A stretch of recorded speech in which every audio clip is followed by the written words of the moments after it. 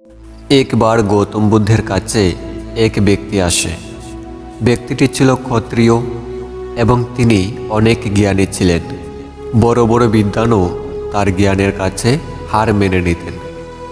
যেখানে জ্ঞান এবং শাস্ত্র সম্বন্ধে আলোচনা হতো সেখানেই সে পৌঁছে যেত এবং নিজের জ্ঞান দ্বারা সবাইকে আশ্চর্য করে দিত। ব্যক্তিটির মনে নিজের জ্ঞানের জন্য অহংকার জন্ম হতে লাগলো এবং সে নিজেকে অনেক বড় বিদ্বান ভাবতে লাগলো।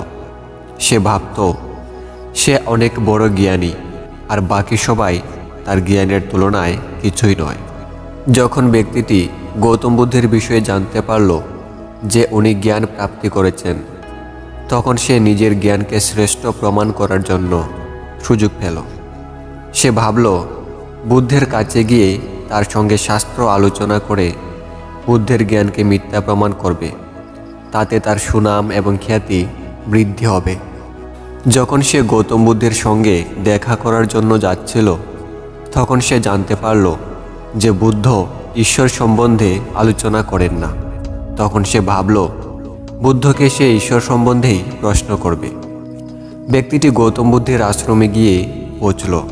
তারপর ওনার কাছে গিয়ে বললেন, হে বুদ্ধ, আমার নাম বরেনকা পুত্র, আমি একজন ক্ষত্রিয়, আর আপনার কাছে আমার একটি প্রশ্ন আছে যার উত্তর আজ অবধি কেউ দিতে পারেনি।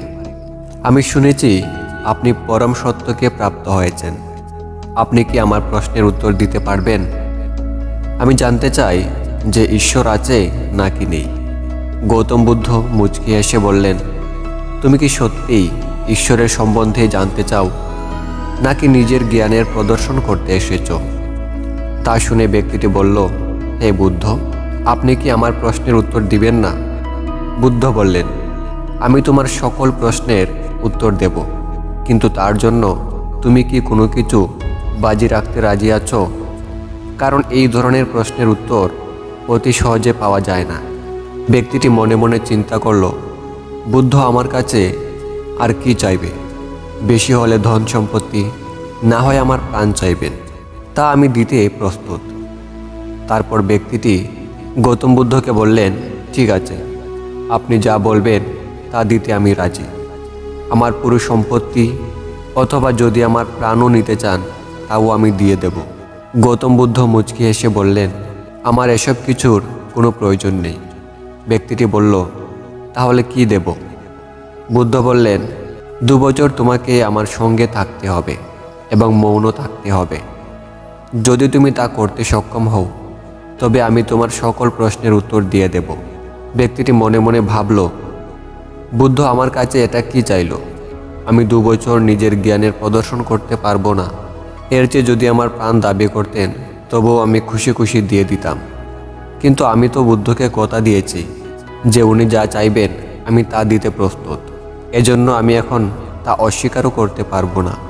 তারপর ব্যক্তিটি বলল, আমি তৈরি আছি।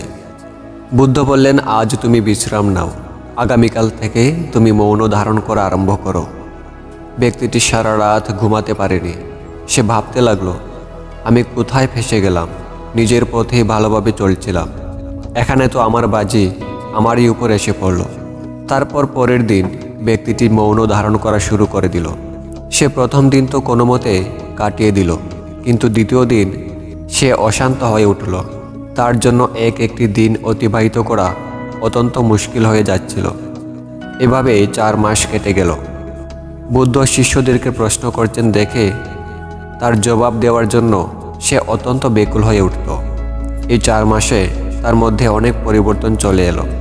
সে মনে মনে ক্রোধ করতে লাগলো, কিন্তু সে কিছুই বলতে পারল না। সে সবসময় রেগে লাল হয়ে থাকত। যখন সে রাগের মাথায় সংযম হারিয়ে ফেলত তখনই সে নিরাশ হয়ে এদিক ওদিক দেখত। একদিন সে বড় একটি পাথর নিয়ে গৌতম বুদ্ধের কাছে গেল এবং সেখানে ভেঙে পালিয়ে গেল। তারপর বুদ্ধ ব্যক্তিটির কাছে গেলেন এবং তাকে একটি পুকুরের কাছে নিয়ে গেলেন। বুদ্ধ তাকে বললেন, আমি তোমাকে কিছুক্ষণের জন্য মৌন ভাঙার অনুমতি দিচ্ছি। তোমার যা ইচ্ছে তা আমাকে জিজ্ঞাসা করতে পারো। ব্যক্তিটি মাথা নাড়িয়ে না বলল। বুদ্ধ বললেন, তুমি দৃঢ় সংকল্প নিয়েছ, আচ্ছা দেখো তো এই পুকুরে তুমি চাঁদের প্রতিবিম্ব দেখতে পাচ্ছ কি না? সে মাথা নাড়িয়ে হ্যাঁ বলল। তারপর বুদ্ধ বললেন, তুমি পুকুরে একটি পাথর পেল। সে তো তৎক্ষণাৎ একটি পাথর নিয়ে পুকুরে ফেলে দিল। তারপর বুদ্ধ বললেন, এখনও কি তুমি আগের মতোই পুকুরের জলে চাঁদের প্রতিবিম্ব দেখতে পাচ্ছ? সে আবার মাথা নাড়িয়ে না বলল। বুদ্ধ বললেন, শান্ত পুকুরের জলে যেমনভাবে চাঁদের প্রতিবিম্ব স্পষ্ট দেখা যায়, তেমনি একজন মৌন ধারণ করা ব্যক্তি সব কিছু স্পষ্ট দেখতে পান। কিন্তু তুমি যে মৌন ধারণ করেছ তা শুধু দেখানোর জন্য। তোমার ভেতরে অনেক অশান্তি। না জানে তুমি মনে মনে কতজনের সাথে কথা বলো। শান্ত জলে পাথর ফেললে যেমন করে ঢেউ ওঠে এবং চাঁদের প্রতিবিম্ব স্পষ্টভাবে দেখা যায় না, ঠিক এভাবেই তোমার ভেতরেও যত অশান্তি থাকবে তুমি সত্য থেকে ততটুকুই দূরে থাকবে। তুমি 4 মাস ধরে মৌনব্রত পালন করে যে ঊর্জা শক্তি প্রাপ্ত হয়েছ, ক্রোধ করে তা বরবাদ করো না। নিজের শরীরেই তা সমাহিত করে নাও। নিজেকে শান্ত জলের মতো করে নাও, যাতে তুমি নিজের প্রতিবিম্ব দেখতে পাও। তা শুনে ব্যক্তিটি গৌতম বুদ্ধের চরণে লুটিয়ে পড়ল এবং 2 বছর পর্যন্ত সে বাহ্যিক ও আভ্যন্তরীণ রূপে মৌনব্রত পালন করল। 2 বছর অতিবাহিত হওয়ার পর বুদ্ধ তাকে বলল, তোমার মৌনব্রতের 2 বছর পার হয়ে গেছে। এখন তোমার যা ইচ্ছা আমাকে জিজ্ঞেস করতে পারো। ওই ব্যক্তিটি 2 বছর পর প্রথম কোনো শব্দ বলল, বুদ্ধ। তার বাণীতে এতটা আকর্ষণ ছিল, এতটা করুণা ছিল যে সবাই তা শুনতে ইচ্ছুক। সে বলল, হে বুদ্ধ, যখন আমি আপনাকে প্রশ্ন করেছিলাম তখন আমি নিজেকে এক শ্রেষ্ঠ জ্ঞানী পুরুষ বলে মনে করতাম, কিন্তু এখন আমি জানতে পারলাম যে আমি কতটা মূর্খ ছিলাম। নিজেকে অজ্ঞানতার অন্ধকারে রেখেছিলাম, কিন্তু আমি এখন বুঝতে পেরেছি এখন অজ্ঞানতার অন্ধকার দূর হয়ে গেছে। আমার মনে আর কোনো ধরনের প্রশ্ন নেই। তা বলে সে বুদ্ধকে প্রণাম করে সেখান থেকে বিদায় নিল। মৌন অনেক বড় একটি শক্তি। সারাদিন আমরা কত কথা বলি। আমাদের শরীর যা ঊর্জা সৃষ্টি করে আমরা তা অকারণ কথা বলে বলে নষ্ট করে দিই। আমাদের শরীর সকল ঊর্জা ধরে রাখতে পারে না, তাই এই প্রকার কথা বলে বলে তা বের করে দেয়। যদি আপনি মৌন ধারণ করেন তবে আপনার ভেতরে ধীরে ধীরে ঊর্জা একত্র হতে থাকবে, যা আপনার শরীর ধারণ করতে অস্বীকার করে। তখন ঊর্জা আপনার মনে ক্রোধ সৃষ্টি করে, যাতে ওই ঊর্জা সে বের করে দিতে পারে। কিন্তু চেঁচামেচি না করে ক্রোধ বের হতে পারে না। যখন আপনি মৌন ধারণ করেন, ক্রোধের মাধ্যমে সম্পূর্ণ ঊর্জা বের হতে পারে না। তখন আপনার মৌনব্রত ভেঙে ক্রোধ করা ছাড়া কোনো উপায় থাকে না, কারণ এই সংকল্পই হচ্ছে ঊর্জার স্রোত। কিন্তু যখন আপনি মৌন সম্বন্ধে বুঝতে পারবেন, তখন আপনি ভালোভাবে বুঝতে পারবেন যে বাহ্যিক মৌন ধারণ না করলেও আন্তরিক মৌন ধারণ করা জরুরি।